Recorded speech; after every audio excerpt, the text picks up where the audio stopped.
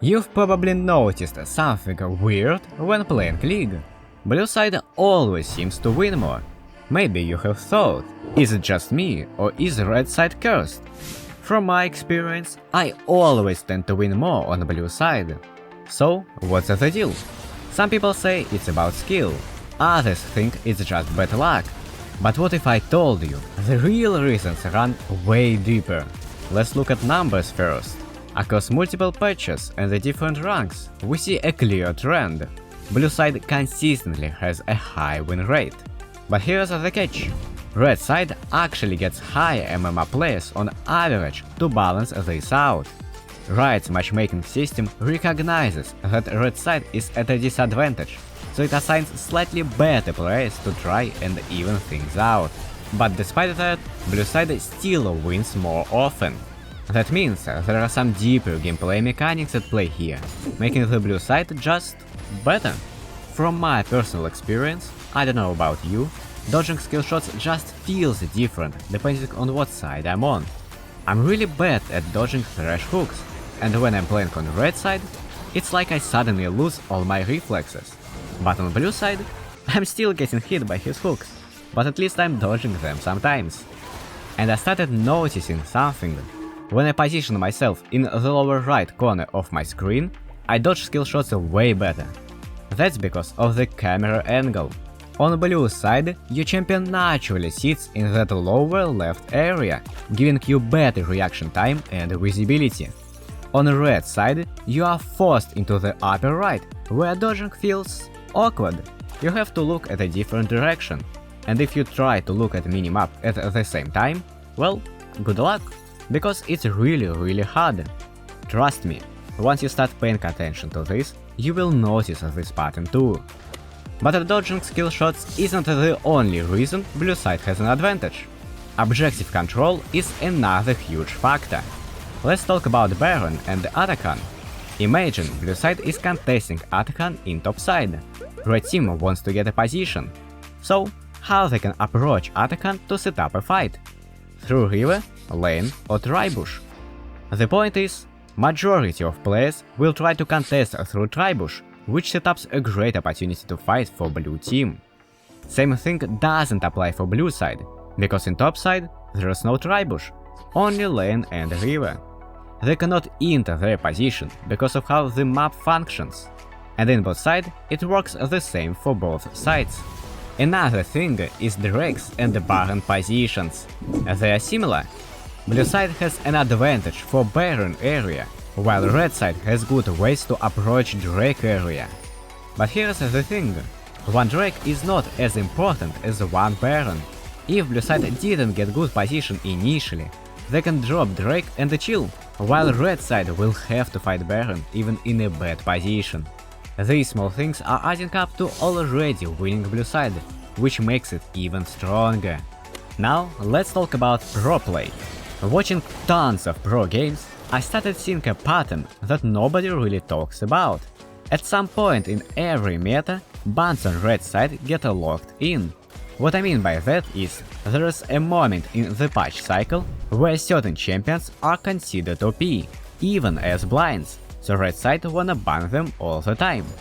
Most of the time, they are not even OP, but they feel like this, so teams are banning them. This completely changes how the draft works.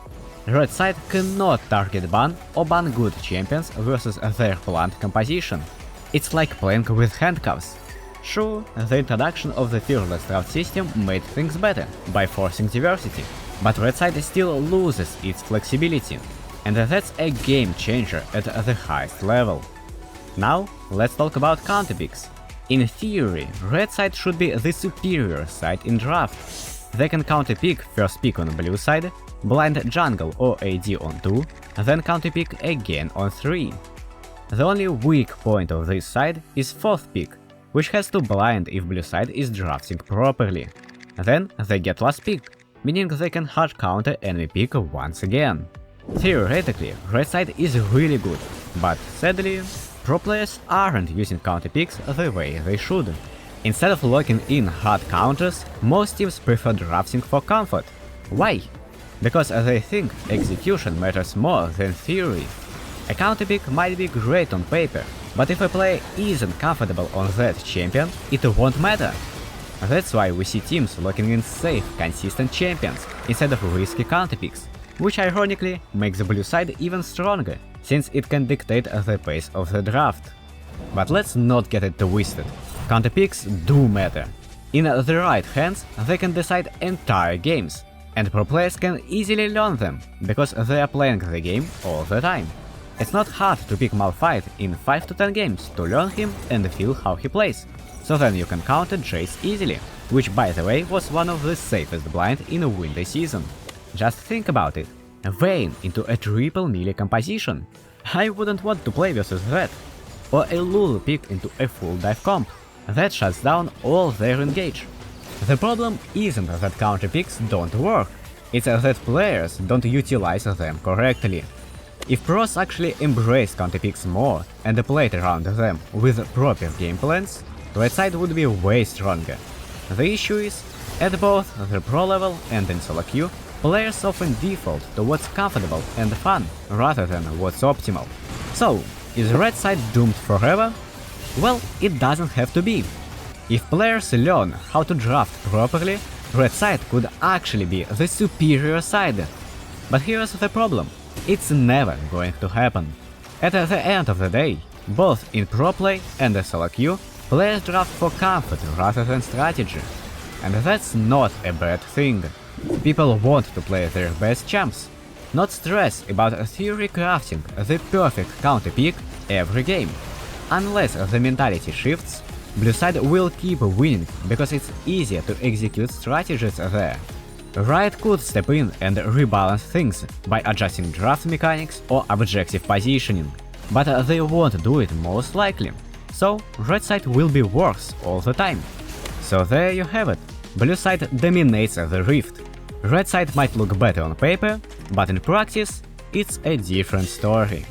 But hey, what if I told you that you could actually make red side work in your favor just by drafting better? If you want to learn how to draft better and start winning more games, check out my video on drafting right here. It's an ADC guide, but it works the same for other roles. Trust me, it will change the way you draft. Drop your thoughts in the comments, smash that like button and subscribe for more deep dives into League of Legends. Thanks for watching and I will see you on the rift. Bye!